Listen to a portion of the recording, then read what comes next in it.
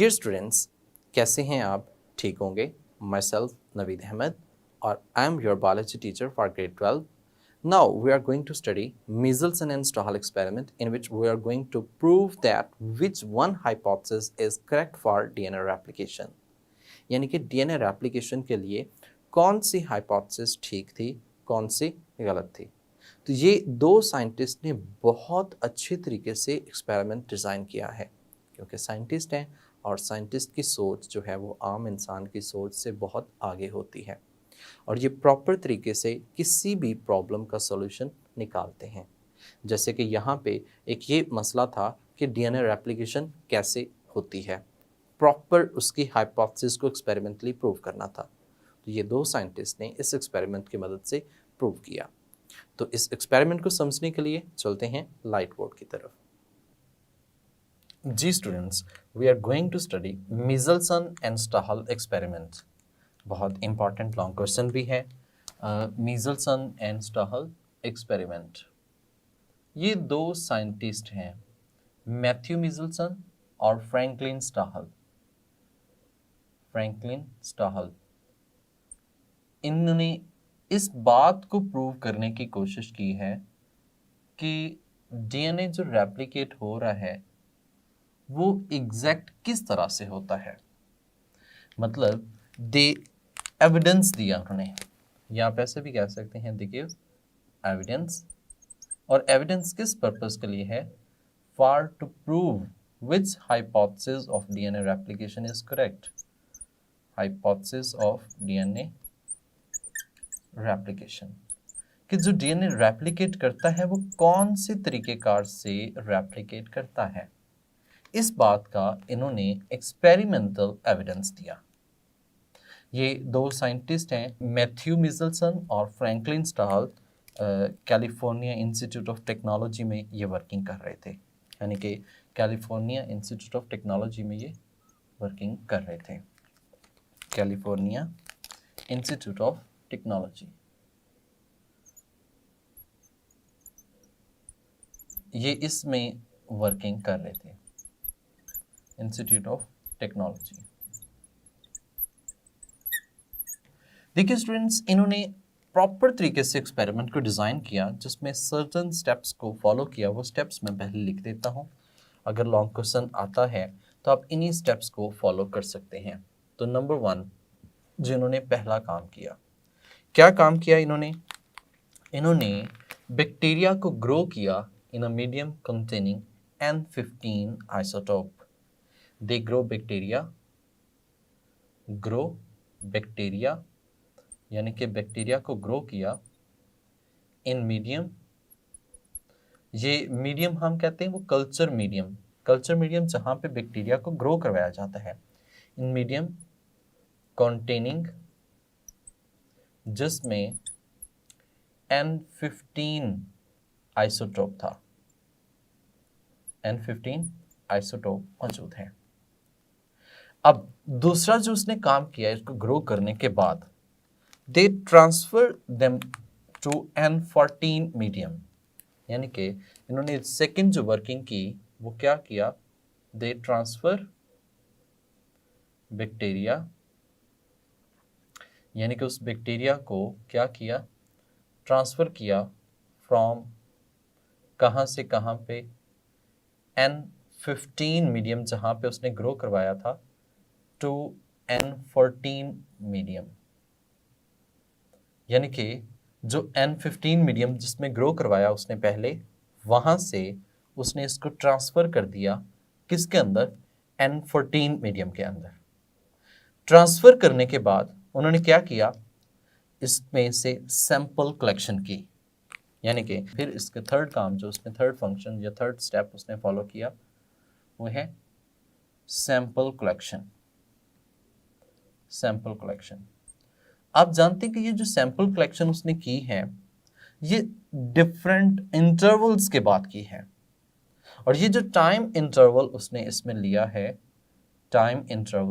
ये time interval almost 20 minutes का है. 20 मिनट्स, यानी कि आफ्टर 20 मिनट्स, ईच 20 मिनट्स के बाद उसने सैंपल्स कलेक्ट किए. Sample collection. सैंपल कलेक्शन के बाद उसने फोर्थ जो वर्किंग की है, फोर्थ स्टेप पे हम कह सकते हैं that is DNA extraction and centrifugation, यानी कि उसने उस बैक्टीरिया में से सैंपल जो लिए थे उनका डीएनए एक्सट्रैक्ट किया। डीएनए एक्सट्रैक्ट करने के बाद उनकी सेंट्रीफ्यूगेशन की। सेंट्रीफ्यूगेशन की स्टूडेंट, जो सेंट्रीफ्यूगेशन का प्रोसेस है इसमें हम सेंट्रीफ्यूज एक मशीन होती है उसकी मदद से सेंट्रीफ्यूगेशन करते हैं। और एमसीक्यू पॉइंट ऑफ व्यू से याद रखने की बात है कि सेंट्रीफ्यूगेशन में जो मीडियम उन्होंने यूज़ किया वो मीडियम सीजियम क्लोराइड था, यानी कि the medium which is going to be used during the centrifugation is caesium chloride. ये सीजियम क्लोराइड ही क्यों यूटिलाइज किया? क्योंकि ये डीएनए के साथ प्रॉपर तरीके से रिएक्ट नहीं करता और ये उसके डिफरेंट डेंसिटी ग्रेडियंट सेंट्रीफ्यूगेशन जो है उसमें परफॉर्म करवाता है। तो ये सेंट्रीफ्यूगेशन जो है ये भी कैसी सेंट्रीफ्यूगेशन थी? ये डेंसिटी ग्रेडियंट थी। डेंसिटी ग्रेडियंट यानी कि हमने डेंसिटी की बेस पे डिफरेंट डीएनए साइजेस यानी उसके वेट की बेस पे और डेंसिटी की बेस पे उनको एक दूसरे से सेपरेट किया था। सेंट्रीफ्यूगेशन के बाद फिर इनका रिजल्ट नोट किया गया, यानी कि 5वें पॉइंट में सेंट्रीफ्यूगेशन के बाद इनका क्या आया? रिजल्ट। रिजल्ट्स तो आ गए, रिजल्ट्स कैसे आए ये भी हम देखेंगे। अब रिजल्ट देखने के बाद उन्होंने फर्दर जो नेक्स्ट स्टेप किया that is result interpretations. Interpretations कह सकते हैं या फिर हम उसे एनालिसिस भी कह सकते हैं। एनालिसिस का मतलब हमने ये एनालाइज करना है, देखना है कि डीएनए जो था या जो रिजल्ट्स आए हैं वो कैसे हैं, इधर they are going to be followed और नॉट, क्या वो किस तरह के रिजल्ट्स हैं, ये चीज़ उन्होंने इंटरप्रिटेशंस में परफॉर्म की। आपको ये बात समझ आ गई कि सबसे पहले उसने क्या किया? बैक्टीरिया को ग्रो किया, फिर उसने क्या किया? उनको ट्रांसफ़र किया M15 से N14 मीडियम के अंदर, फिर क्या किया? सैंपल कलेक्शन, सैंपल कलेक्शन के बाद डीएनए एक्सट्रैक्शन और उसके बाद फिर सेंट्रीफ्यूगेशन, रिजल्ट्स और इंटरप्रिटेशन और एनालिसिस किया गया। इन्हीं स्टेप्स को हम डायग्रामेटिकली एक्सप्लेन करने की कोशिश करते हैं। देखिए स्टूडेंट, जो आमतौर पर नॉर्मल बैक्टीरिया है, नॉर्मल बैक्टीरिया की पेट्री डिश जो है वो यहाँ पे हम बना रहे हैं। ये एक पेट्री डिश, ठीक है, यहाँ से जो उसने आगे फिर ट्रांसमिट किया ये एक पेट्री डिश, ये डिफरेंट पेट्री डिश बना रहा हूँ। पेट्री डिश आप जानते होंगे, आपने एक्सपेरिमेंट्स में पढ़ा होगा कि ये एक शीशे की बनी हुई प्लेट सी होती है और इस शीशे की बनी हुई प्लेट के अंदर हम बैक्टीरिया को ग्रो करवाते हैं। बैक्टीरिया को क्या करवाते हैं? ग्रो करवाते हैं। इसके अंदर मीडियम होता है, कार्बोहाइड्रेट्स, एग्रेगर या इस तरह का मटेरियल होता है जो कि बैक्टीरिया की ग्रोथ में हेल्पफुल होता है। अब ये जो नॉर्मल बैक्टीरिया इसमें सरवाइव करते हैं, नॉर्मल बैक्टीरिया, लेट्स सपोज कि दीज आर बैक्टीरियम, ये इसमें बैक्टीरियम मौजूद है।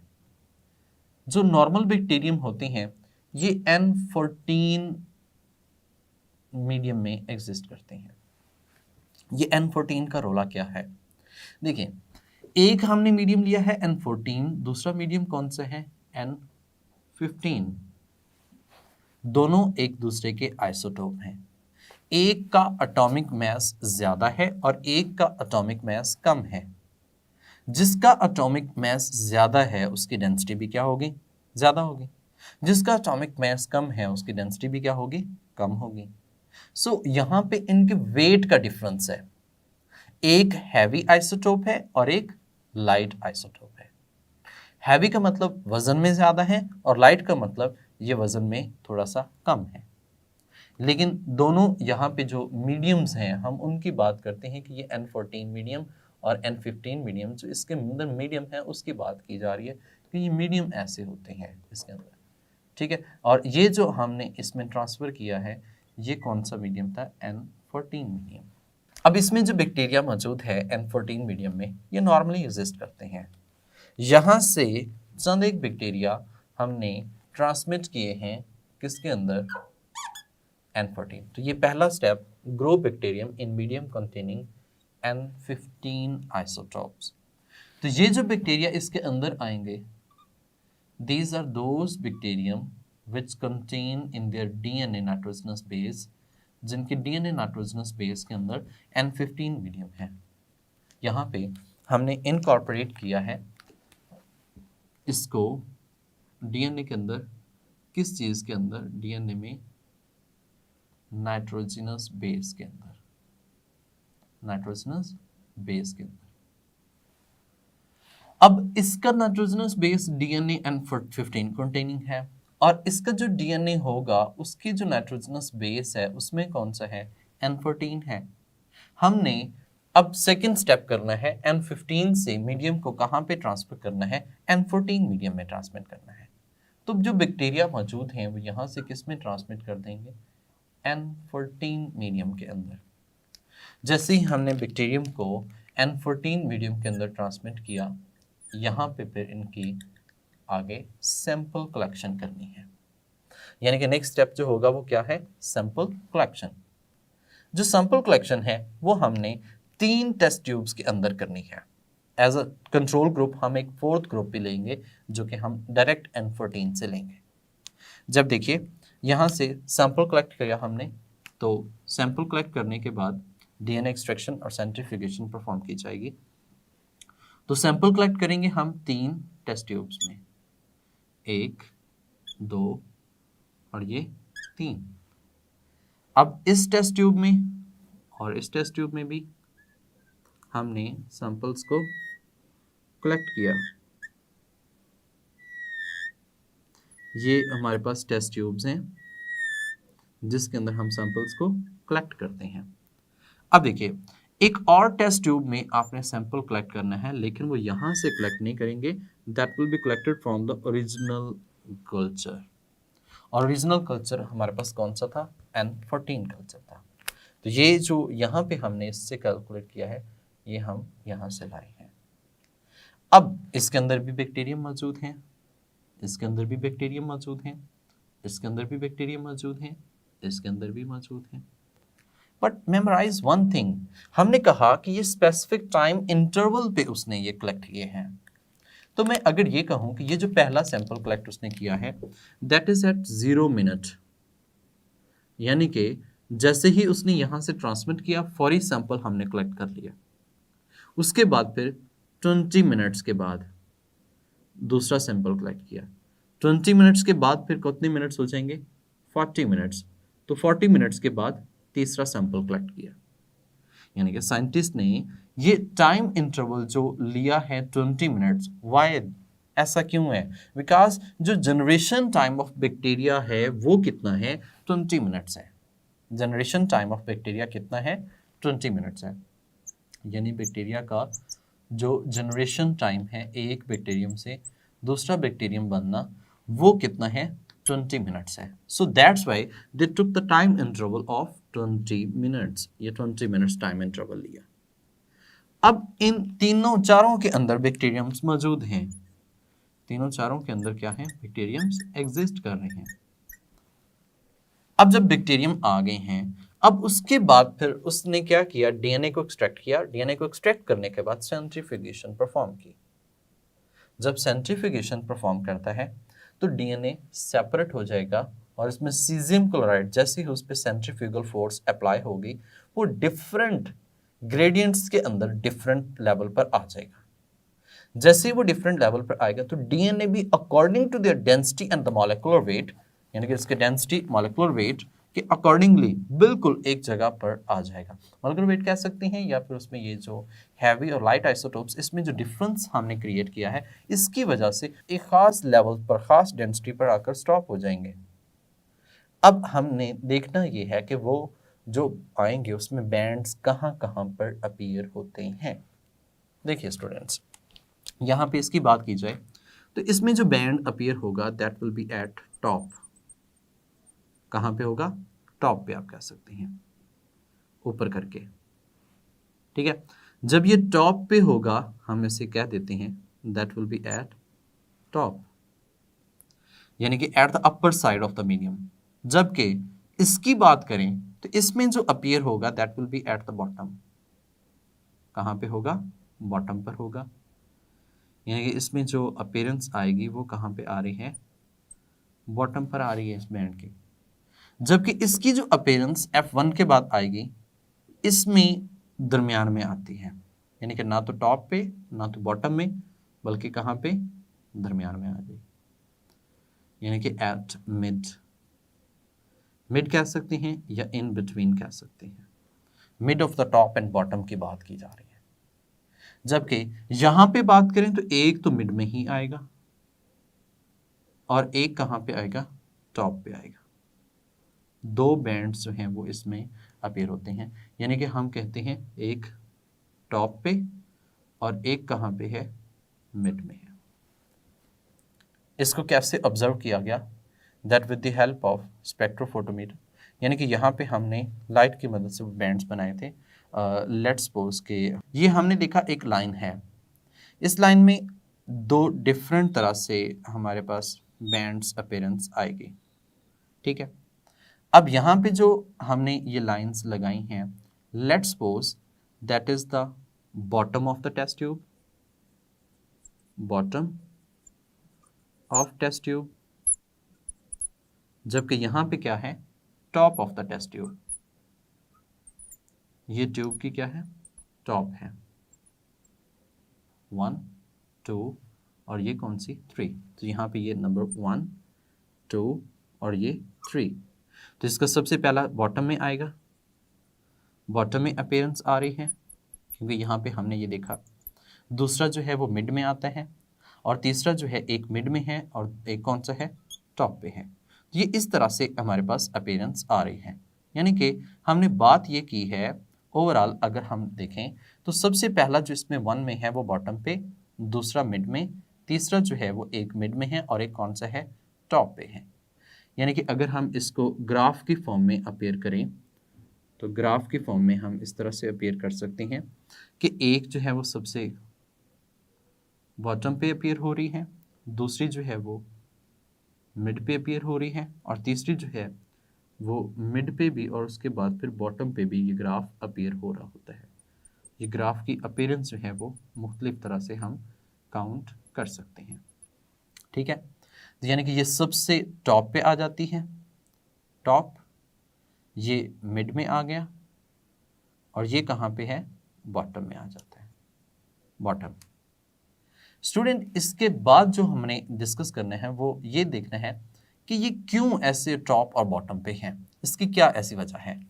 तो इसमें जो टॉप पे आया है that is due to N14 medium, N14 medium की वजह से। तो इसमें दोनों स्ट्रैंड जो हैं डीएनए के वो कैसे हैं, N14 के हैं। जबकि जो बॉटम में आया है वो इस वजह से आया है कि इसमें दोनों स्ट्रैंड कैसे हैं, N15 के हैं, हैवी आइसोटोप्स का डीएनए इसमें मौजूद है। और जो मिड का आया है इसका मतलब दैट इज हाइब्रिड, ये हाइब्रिड है, one strand is N14 and the other strand is N15। जबकि टॉप आप समझ चुके हैं N14 और जो मिड है ये N14 और N15 जो है इसका बेसिकली मिक्सचर आएगा। तो अब ये जो हमने यहाँ पे बात की है अब हम इनको इंटरप्रेट करते हैं। देखिए स्टूडेंट्स, यहाँ पे जो हमने इंटरप्रिटेशन करनी है, इंटरप्रिटेशन में हमने समझना ये है कि इनमें से मॉडल जो है वो ठीक कौन सा है, एनालिसिस करना है। जो हमारे पास 3 मॉडल्स थे, पहला मॉडल जो था वो कौन सा था, कंजर्वेटिव मॉडल। कंजर्वेटिव में हमने ये बात डिस्कस की थी कि उसका प्राइमरी और सेकेंडरी दोनों जो हैं वो कैसे रहेंगे, कंजर्व रहेंगे। जबकि अगर हम F1 के बाद देखें यहाँ पे तो उसका हाइब्रिड पे आ रहा है, there is not at the bottom not at top. जबकि यहाँ पे एक N14 जब इसमें ट्रांसमिट किया आफ्टर F1 जनरेशन, एक जनरेशन होने के बाद 20 मिनट्स होने के बाद 2 डीएनए बनने चाहिए थे और जो अगर दोनों बन रहे हैं तो अगर तो एक पेरेंटल स्ट्रैंड एग्जैक्ट होता तो वो बॉटम पे होना चाहिए था N15 की वजह से, और जो न्यूली बनना चाहिए था वो उसे कहाँ पे होना चाहिए, टॉप पे होना चाहिए, लेकिन ऐसा नहीं है। सो ये मॉडल यहाँ पे ही गलत कंसीडर हो जाता है क्योंकि इसमें F1 में क्या होना चाहिए था, एक होना क्या चाहिए था अकॉर्डिंग टू इट, इसके अकॉर्डिंगली ऐसा होना चाहिए था कि एक बॉटम पे होता और दूसरा कहाँ पे स्ट्रैंड होता, टॉप पे। जबकि ऐसा नहीं है। जबकि नंबर 2 दूसरा मॉडल जो है वो कौन सा था? Semi conservative model. दूसरा जो है वो कौन सा मॉडल है? Semi conservative model. According to semi conservative model, एक डीएनए जब 2 में कन्वर्ट हो रहा था तो एक से जब 2 में बना तो वो कैसा बना? हाइब्रिड। यानी कि एक पेरेंटल स्ट्रैंड था और एक कैसा था? डॉटर स्ट्रैंड था। सेम एज इट इज यहां पे कौन सा अपीयर हो रहा है? हाइब्रिड हो रहा है। तो इसमें F1 में जो है वो कैसा है? F1 में हाइब्रिड अपीयर हो रहा है। तो ये बात इसकी बिल्कुल ठीक है।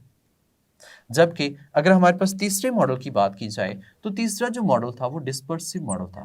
कैसा था? Dispersive model. ये जो डिस्पर्सिव मॉडल है उसमें भी F1 में भी हाइब्रिड है, जबकि उसने ये बात की थी कि F2 में भी क्या है? हाइब्रिड है, क्योंकि वो दोनों एक दूसरे के क्या बन जाते हैं? मिक्सर बन जाते हैं, वो डुप्लेक्स मिक्सर है। जबकि F1 में तो हाइब्रिड है लेकिन F2 में हाइब्रिड ना होने की वजह से ये मॉडल भी यहाँ पे क्या हो जाता है? फ्लॉप, गलत हो जाता है। तो कौन सा मॉडल बाकी बचता है? Semi conservative model. How it can be proved? अब देखिए, जब F2 होती है, F2, तो इसकी F2 में एक जो था वो हाइब्रिड, एक कैसा था? हाइब्रिड जो कि आगे बना, और एक कैसा था? न्यूली सिंथेसाइज्ड था, और जो न्यूली था वो कहाँ पे आएगा? N14 टॉप पे आएगा। सो सेमी कंजर्वेटिव मॉडल अप्रूव हो गया कि सेमी कंजर्वेटिव मॉडल जो है ये बिल्कुल एक्यूरेट है, और साइंटिफिकली हमने इसका ये प्रूव कर दिया कि जो सेमी कंजर्वेटिव मॉडल है दैट इज एक्यूरेट, ये बिल्कुल एक्यूरेट है। मैं इसको ज़रा फर्दर एक्सप्लेन करता हूँ। जब हमने सीजियम क्लोराइड को फॉलो किया तो सीजियम क्लोराइड इसकी डेंसिटी ग्रेडियंट कॉज करवाता है। डेंसिटी ग्रेडियंट की बेस पर हमने डीएनए को डिफरेंट डेंसिटी की बेस पर उनको सेपरेट कर लिया। जब हमने सेंट्रीफ्यूगेशन की मदद से सेपरेट किया, उसके बाद रिजल्ट्स देखे, रिजल्ट्स में हमें पता चलता है कि एक में बॉटम पे 1 के अंदर, 2 में जो है वो उसके मिड पे आ जाता है, 3 में जो है वो एक टॉप और एक कौन सा आता है? मिड पे। ये हमारे पास बैंड्स अपीयर हो जाते हैं। जब ये बैंड्स अपीयर हो गए तो इंटरप्रिटेशंस में हमने ऑब्जर्व किया कि कंजर्वेटिव में तो ऐसा नहीं होता, ये भी गलत हो गया, डिस्पर्सिव में भी ऐसा नहीं है। तो बिल्कुल जो एक्यूरेसी आती है वो किस में है? सेमी कंजर्वेटिव मॉडल में बिल्कुल ठीक है। जी स्टूडेंट्स, उम्मीद करता हूं कि ये आपको एक्सपेरिमेंट बहुत अच्छे तरीके से समझ आया होगा। बिल्कुल एज इट इज़ बुक पे भी इसकी बेहतरीन डायग्राम बनी हुई है, लेबलिंग भी की हुई है, और जो हमने इसके पॉइंट्स बनाए हैं ये एज लॉन्ग क्वेश्चंस के लिए बहुत ज़्यादा इंपॉर्टेंस के हामिल हैं। उसमें MCQ ना मत भूलिएगा, वो MCQs जिसमें हमने ये कहा कि सेंट्रीफ्यूगेशन के लिए कौन सा मीडियम यूटिलाइज होता है। तो सेंट्रीफ्यूगेशन के लिए you know that is caesium chloride हम यूटिलाइज कर रहे हैं। और जो नाइट्रोजन है वो किस में फिक्स होता है? तो नाइट्रोजन आप जानते हैं that is going to be fixed in the nitrogenous base of DNA. वो नाइट्रोजनस बेस ऑफ डीएनए में फिक्स हुआ, और इस प्रोसेस से, यानी कि इस एक्सपेरिमेंट से हमने ये बात प्रूव कर दी कि डीएनए रेप्लिकेशन जो है ये ऑलवेज, हमेशा सेमी कंजर्वेटिव होती है। और semi conservative you have understood it properly. तो इट मीन टू से नेक्स्ट हम जो स्टडी करने वाले हैं वो रेप्लिकेशन प्रोसेस स्टडी करेंगे कि ये रेप्लिकेशन बेसिकली होती कैसे है, कौन कौन से एंजाइम्स इसमें इन्वॉल्व होते हैं। तो नेक्स्ट लेक्चर तक के लिए अपना ख्याल रखिएगा। अल्लाह हाफिज़।